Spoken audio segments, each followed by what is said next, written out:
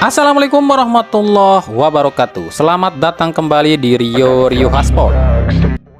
Buat yang kemarin nanya, Bang, apa benar Persib uji coba sama Suwon FC? Jawabannya iya, betul sekali. Jadi gini nih, Suwon FC ini lagi tur Indonesia ya. Embel-embelnya sih ada Pratama arahannya, padahal Suwon FC ini tuh punya misi khusus, yakni biar lebih dikenal di Indonesia, yang tujuannya agar popularitas Suwon FC ini bisa lebih melejit di Indonesia. Sebab berkaca pada tim-tim yang pernah dibela oleh para pemain Indonesia, seperti Tokyo Verdy yang selama 2,5 musim memakai jasa Pratama Arahan, itu udah raup untung sekitar kurang lebih itu 1 miliar dolar dari rating dan hak siar aja. Begitu juga dengan Jeongnan Dragon dan juga Ansan Greener di Korea pun raup hasil yang hampir serupa. Nah, makanya tujuan direkrutnya Pratama Arahan bukan semata untuk diambil skillnya, tapi lebih ke bisnis aja. Kemarin Suwon FC ini udah uji coba dengan timnas U20 dengan hasil 0-0, dan kami akan berikan jadwal uji coba Suwon FC dengan 3 tim Liga 1.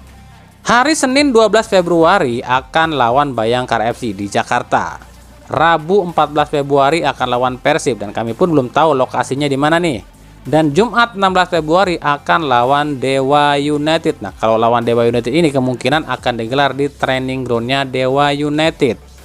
Jadi udah jelas ya, kemungkinan bukan klub asal Malaysia atau klub asal Thailand ya lawan uji coba Persib, tapi klub asal Korea, yakni Suwon FC.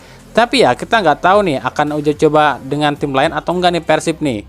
Untuk TV atau stasiun TV yang akan menyiarkan pertandingan uji coba ini kami pun belum tahu. Sebab saat berita ini dibuat belum ada satupun stasiun TV yang bikin iklan uji coba ini.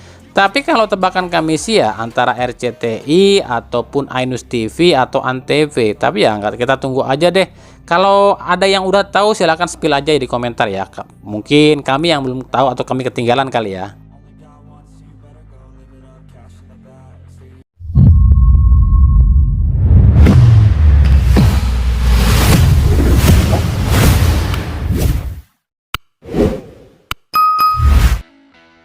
Oke, buat Sintayong yang lagi butuh striker nih, aneh kasih satu rekomendasi striker gacor keturunan Indonesia yang masih muda, yang pas nih buat AFC Cup U23.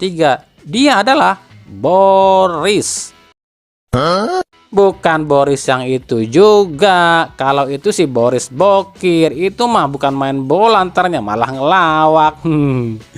Tapi dia adalah Boris van Schuven. Boris van Schuven adalah pemain kelahiran Breda, Belanda, 22 November 2001 alias 22 tahun. Dia memiliki darah keturunan Indonesia dari sang nenek yang asal Medan. Dia adalah didikan dari NAC Breda di Belanda. Dia musim ini naik ke tim utama NAC Breda Senior di Liga 2 Belanda. Bertinggi tubuh 187 cm. Posisi aslinya adalah winger, tapi lebih sering ditempatkan di posisi striker. Prestasinya pun cukup mentereng. Di usia 19 tahun, Boris ini sudah mengantarkan tim NAC Breda U19 jadi juara di Liga 3 Belanda, sekaligus menjadi top scorer dengan mencetak 11 gol dari 24 laga dan 2 assist. Musim lalu di NAC Breda sendiri dari 47 laga cetak 6 gol dan 6 assist, dan musim ini dari 6 laga udah nyetak 6 gol dan 3 assist. Luar biasa mentereng ya. Dia pernah beberapa kali membela timnas Belanda U19 dan U21. Nah, keunggulan Boris ini ada di tubuhnya yang tegap dan gempal, yang membuat pemain ini tuh bisa lari cukup kencang, dan dua kakinya sama hidupnya. Sebagai seorang mantan bek dan gelandang, tentunya ini nilai lebih, sebab Boris ini nggak cuma akan duduk manis di depan atau berdiri di depan, tapi juga mau ikut turun bertahan, sebab statistik bertahan Boris pun cukup apik. Jadi kalau PSSI berminat bisa saja pemain ini diambil, sebab dia pun sempat menyatakan ketertarikannya untuk membela timnas Indonesia. Nah, gimana nih Pak Erik? Angkut nggak nih? Nah, bicara soal naturalisasi, pemerintah Belanda khususnya KNVB sudah memperingatkan Indonesia agar tak terlalu banyak ambil pemain naturalisasi asal Belanda.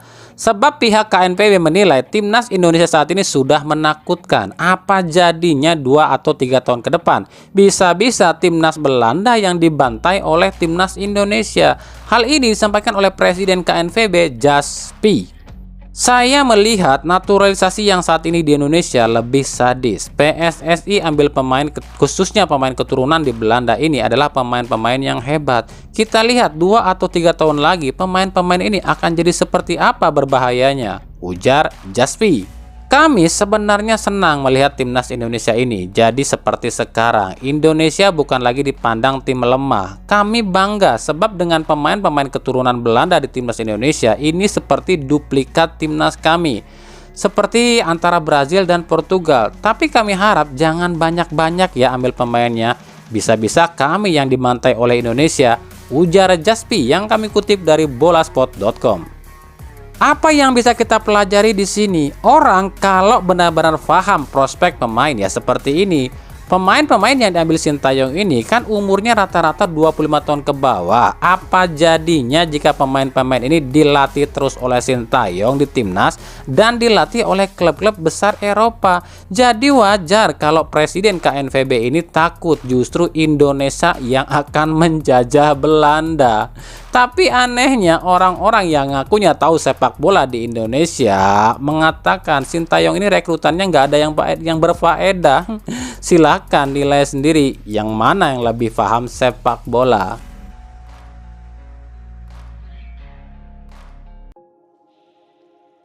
Empat laga sudah tak cetak gol membuat nada-nada miring pun menerpa striker utama Persib David da Silva. Apalagi setelah ada rumor jika DDS akan pulang ke Persebaya musim depan. Ditambah kontrak DDS pun cuma sampai akhir musim saja ternyata. Lalu apakah benar David da Silva ini sudah habis? Kalau kami pribadi melihatnya nggak juga sih. Ya kalau faktor usia emang nggak bisa dibohongi. Soal kecepatan, determinasi, dan stamina mungkin DDS udah turun nggak seperti 3 atau 4 tahun yang lalu. Tapi kalau soal kontribusi, kami pikir meskipun DDS nggak selalu mencetak gol, tapi tetap berkontribusi loh. Ya seperti cetak assist, buka ruang, dan lain-lain. Ya seperti yang kami bilang, ada banyak faktor kenapa tumpulnya lini serang Persib dan kenapa DDS ini seret gol. Salah satunya Persib ini nggak punya pemain lain di lini depan sebagai tandem DDS. Ketika DDS ini melebar ke sayap, otomatis di ujung tombak nggak ada orang lagi dong. Nah itu salah satunya. Lalu juga nggak adanya supplier bola buat DDS setelah hilangnya Levi Madinda.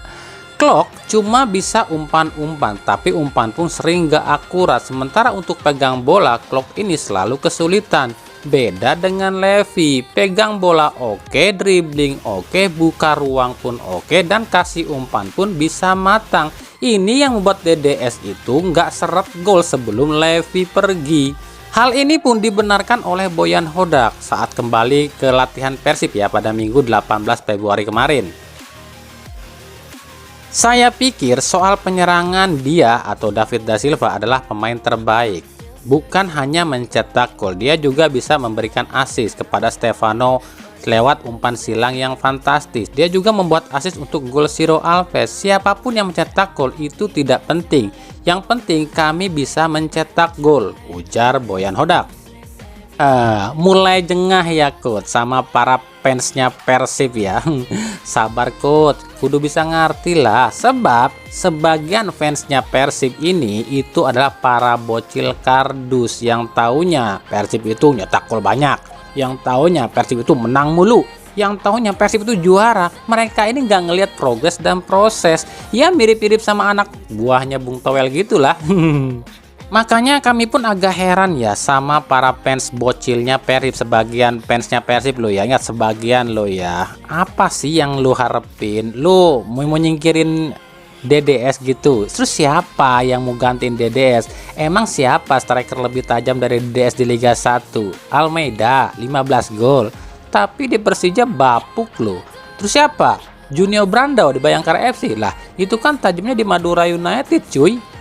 Buat kami, David da Silva ini tetaplah salah satu striker terbaik di Liga 1 di 2 tahun terakhir ini. Terlepas DDS ini belum pernah meraih yang namanya top scorer Liga 1. Tapi kalau kita bicara soal kontribusi selain gol ya, DDS ini statistiknya jauh di atas Matius Pato yang menjadi top scorer musim lalu loh. Coba kita lihat creator change atau buka peluang, penguasaan bola, skill dan juga assist masih jauh di atasnya Matius Pato, coy.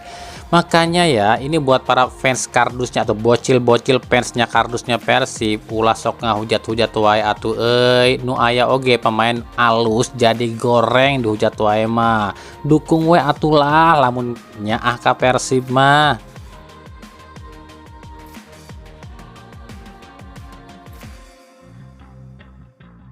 Media kenamaan Spanyol Marca menyebutkan jika pemain asal Spanyol keturunan Maroko Josep Ejejari akan kembali ke Liga 1 musim depan. Pemain yang saat ini main di Liga Kamboja bersama klub Visaka FC ini kabarnya akan mengisi satu slot pemain asing di salah satu klub Liga 1 musim depan. Ya, meskipun kami tahu yang dimaksud harian Marca ini adalah Persebaya dan Persija. Kenapa Persebaya dan Persija? Sebab dua tim inilah yang dari musim lalu sudah dikaitkan dengan Josep Ejejari. Nah, kalau ke Persebaya ini sih masih mungkin sebab Ejejari adalah mantan pemain Bayangkara FC yang pernah dilatih oleh Paul Munster. Tapi kalau ke Persija ini agak berat sih sebab Thomas Doll ini ngincernya pemain Jerman, cuy. Tapi kalau Ejejari ini ke Persebaya terus buat menggantikan siapa? Paulo Henrique. Dan mau diduetin sama siapa nih di Persebaya? Diduetin sama Ezechiel Duasel atau diduetin sama David da Silva? Atau malah justru sebaliknya nih, Josep Ejejari yang ke Persib nih. Nah lo, buat kami tetap ya, meskipun ini dituliskan oleh harian terbesarnya olahraga di Spanyol, buat kami tetap nikmatin aja rumornya. Yang namanya rumor ya apapun bisa. Tapi kalau kami coba kasih pandangan aja, ini tuh cuma apa ya namanya, cocokologi atau iseng-iseng aja deh. Kita lihat ini Ejejari cocoknya main di klub mana dan akan diduetkan dengan siapa, dan duet striker mana nih di tiga tim ini yang paling cocok menurut kalian lo ya. Yang pertama, kalau di Persebaya Ejejari diduetkan dengan Enduasel. Atau mungkin Persebaya ini milihnya Enduasel diduetkan dengan David da Silva. Atau justru Ejejari yang diduetkan dengan David da Silva. Ayo, yang mana nih? Kalau di Persija, apakah Ejejari akan diduetkan dengan Ezechiel Duasel atau justru Ejejari dengan pemain Jerman, sebut saja Fabian Schlusener ya? Atau mungkin nggak dua-duanya kali ya? Antara EJ dan Ejejari ya, mungkin Schlusener dan Kevin Behren kali, atau mungkin Matius Pato dan Matius Silva. Nah, yang mana nih?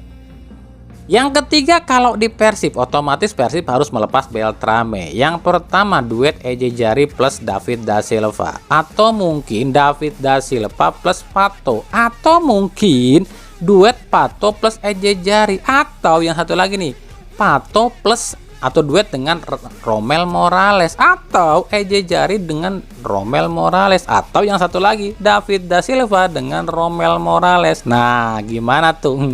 Ingat, ini baru iseng-iseng aja lo ya.